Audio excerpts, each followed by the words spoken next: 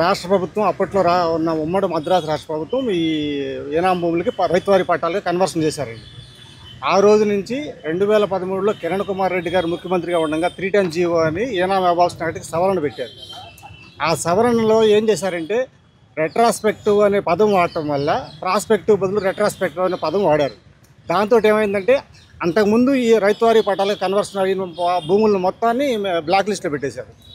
Black లిస్ట్లో పెట్టినా కూడా మాకు 10-1 అడంగులు కానీ 1B నమూనా కానీ ఇప్పట్లోనే వచ్చేస్తుంది. దానివల్ల మేము రైతువారి రుణాలు తీసుకోవడానికి వాటికి ఎటువంటి అభ్యంతరం లేకుండా పోయింది. అమ్ముకునే వాళ్ళకి ఇబ్బంది తప్పించి మామూలుగా వ్యవసాయం చేసుకునే వాళ్ళకి మేమే దాన్ని ఎంజాయ్మెంట్లో ఉన్నాము. ఇక మొన్నటి వరకు అదే జరిగింది. మొన్న రీసర్వే జరిగినప్పుడు వాటన్నిటిని ఏం చేశారంటే దేవాదాయ భూములుగా కన్సిడర్ చేస్తూ వెబ్లాండ్లో నుంచి మా పేర్లు కూడా తొలగించేశారు.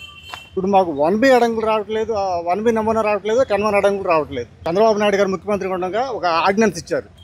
ఆ ఆర్డినెన్స్ వాళ్ళకి 6 నెలల్లో చట్టమైనట్టయితే మాకు ఈ బాధలు ఉండేవి కాదు. ఇప్పుడు మరలా దాన్ని మన జగన్మోహన్ రెడ్డి గారు కొంచెం పట్టించుకోలేదు. ఏ రైతులు మళ్ళీ సీలింగ్ లో మా ప్రొహిబిటెడ్ లిస్ట్ లో ఉన్నాయి అనే వీళ్ళే చెబుతున్నారు. 2019లో 16లో కొన్ని పెట్టారు, రికార్డులు దొరికినాక 19లో కొన్ని పెట్టారు IGRS ప్రొహిబిటెడ్ లిస్ట్ లో. అది కూడా ఉంది నా దగ్గర. ఏంది మీరు అవన్నీ పెట్టినప్పుడు అప్పటి నుంచి మీరు ఎందుకు ఫైట్ చేయాలా? అప్పుడు ఎందుకు వెళ్ళా మీరు కోర్టుకి? మీరు అప్పటి నుంచి వెళ్ళొచ్చు కదా. మా భూములన్నీ ప్రొహిబిటెడ్ లిస్ట్ లో పెడుతున్నారు, మేమేం చేసాము అని చెప్పని మీరు అప్పుడే వెళ్ళొచ్చుగా. మీరు అప్పుడేం వెళ్ళకుండా IGRS ప్రొహిబిటెడ్ లిస్ట్ లో ఈ భూములన్నీ కూడా స్పెసిఫిక్ గా ప్రొహిబిటెడ్ లిస్ట్ లో ఉన్నాయి. IGRS లో 16లో కొన్ని పెట్టారు, 19లో కొన్ని పెట్టారు. వీళ్ళే చెబుతున్నారు రైతులు ప్రొహిబిటెడ్ లిస్ట్ లో ఉన్నాయని. వీళ్ళు చెప్పి మళ్ళా నా మీద నిందలేటిపోయింది. మీరు వెళ్ళి అది క్లియర్ చేసుకోవాలా. అసలు ఆ యాక్ట్ మీరు ఫాలో అయ్యారా? ఇప్పుడు అబాలిష్ యాక్ట్ వచ్చింది 2016లో. అప్పుడు ఇవన్నీ క్యాన్సిల్ చేసిన కొత్త యాక్ట్ ఇంప్లిమెంటేషన్ అయింది. దాని ప్రకారం వాళ్ళు ఇవన్నీ కూడా మాయని చెప్పి ఎండోమెంట్ వాళ్ళు చెబుతున్నారు. నేను చెప్పే కాదుగా. క్వైరీ జరిపి దీనికి సంబంధించిన భూములన్నీ కూడా 161, 158, 159 సర్వే నెంబర్లో ఉన్న 4 ఎకరాల భూమి దేవాలయానికి చెందిందేనని చెప్పని నాకు రిపోర్టు లిఖితపూర్వకంగా ఇచ్చారు. నేను దీన్ని బట్టి మళ్ళా కూడా నేను అప్పుడున్న అధికారుల మీద, అవినీతి అధికారుల మీద చర్యలు తీసుకోమని మళ్ళా నేను సీఎం గారిని కలిసి పిటిషన్ ఇవ్వడం జరిగింది. రైతులందరికీ కూడా నేను విజ్ఞప్తి చేస్తున్నా, మీరు మోసపోమాకండి. రెవెన్యూ అధికారుల మాట మీరు వినమాకండి. మాది సంగంజాలముడి గ్రామము. అయితే మాకు ఈనాం భూములు పూర్వీకుల నుంచి మాకు ఈనాం భూములు వచ్చినాయి సార్. అవి కొంతమంది మేము ఈనాందారుల నుంచి మేము కొనుక్కున్నాము. ఇది సంగమేశ్వమి అంటే సంగమేశ్వమికి ఇచ్చినటువంటి ఈనాం భూములు కాదండి.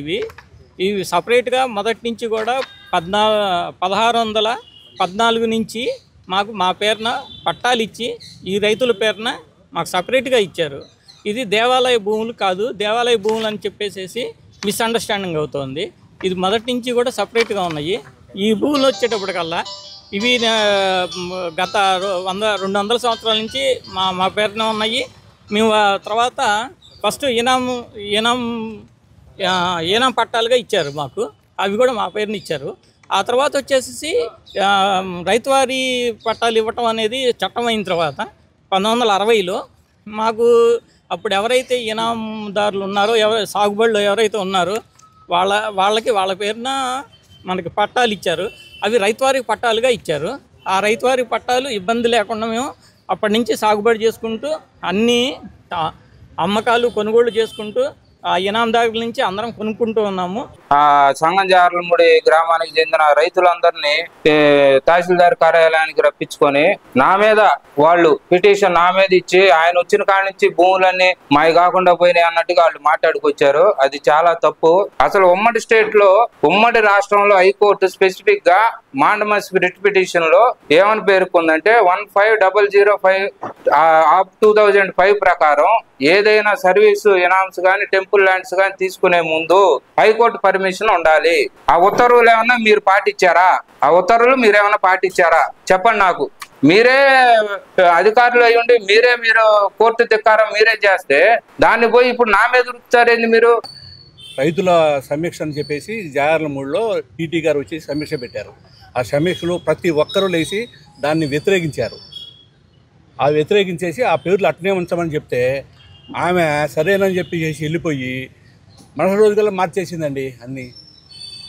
దేవుడి పేరుతో మార్చింది. అనుభవదారులు కానీ హక్కుదారులు కానీ ఉంటాయి కదా, ఆ రెండు కూడా మార్చేసింది. ఇది చాలా దుర్మార్గం. పేద ప్రజలు అనేక మంది ఇల్లు వాకిలు కట్టుకున్నారు ఆ స్థలాల్లో కూడా కొంతమంది. వీళ్ళందరూ కూడా నిజంగా ఇది ఆత్మహత్యలు చేసుకునే పరిస్థితిలోకి వచ్చిందండి. అందరూ కొనుక్కున్నటువంటి డాక్యుమెంట్స్ ఉన్నాయి, అన్నీ ఏం కావాలో అవన్నీ కూడా గవర్నమెంట్ ద్వారా ఇంతకుముందు ఇచ్చినవి అన్నీ కూడా ఉన్నాయన్నమాట. ఇది చాలా దుర్మార్గమైన చర్య.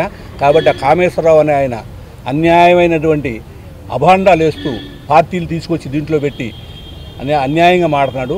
రైతులకు నేను ఒకటే విన్నవించుకుంటున్నాను, దీని మీద మీరు నా గురించి కానీ రెండోసారి ప్రెస్ మీట్ కానీ పెడతాం జరిగితే నేను మటుకి హైకోర్టులో నేను వేసేదే పిల్లు వేసేదే. మీరు ఏదైనా ఉంటే రెవెన్యూ అధికారుల మీద ఫైట్ చేసుకోండి, ఎండోమెంట్ వాళ్ళ మీద చేసుకోండి, నాకు మీ మీద సంబంధం లేదు. నేను అడిగింది మళ్ళా చెబుతున్నాను, నేను అడిగింది 4 ఎకరాల గురించే. ఆ 4 ఎకరాల మీద నాకు కావాలి. అప్పుడు సబ్ కలెక్టర్ కూడా ఆల్రెడీ గీతాంజలి శర్మ కూడా వాళ్ళందరికీ నోటీసులు ఇచ్చి ఆమె కూడా ఇటువంటి విచారణ జరపకుండా వెళ్ళిపోయింది. ఇప్పుడు 3 ఐఏఎస్లు మారారు. దీని మీద 4 ఎకరాల మీద వాళ్ళు రిపోర్ట్ రాయడానికి ఇన్ని రోజులు 2 ఏళ్ల నుంచి విజిలెన్స్ విచారణ పెండింగ్ పెట్టారు. దీని గురించి అడగాలిగా అందరూ. రెవెన్యూ అధికారులు ఎందుకు చేయట్లేదని మీడియా సోదరులు మీకు కూడా చెబుతున్నా, మీరు దీని మీద ప్రశ్నించండి. ఇప్పుడు నా తప్పు ఉంటే నేను దేనికైనా ఓకే, వాళ్ళు తీసుకునే చర్యలకి. నా తప్పు లేకుండా నా మీద నిందలేస్తే మటుకు నేను ఒప్పుకోను.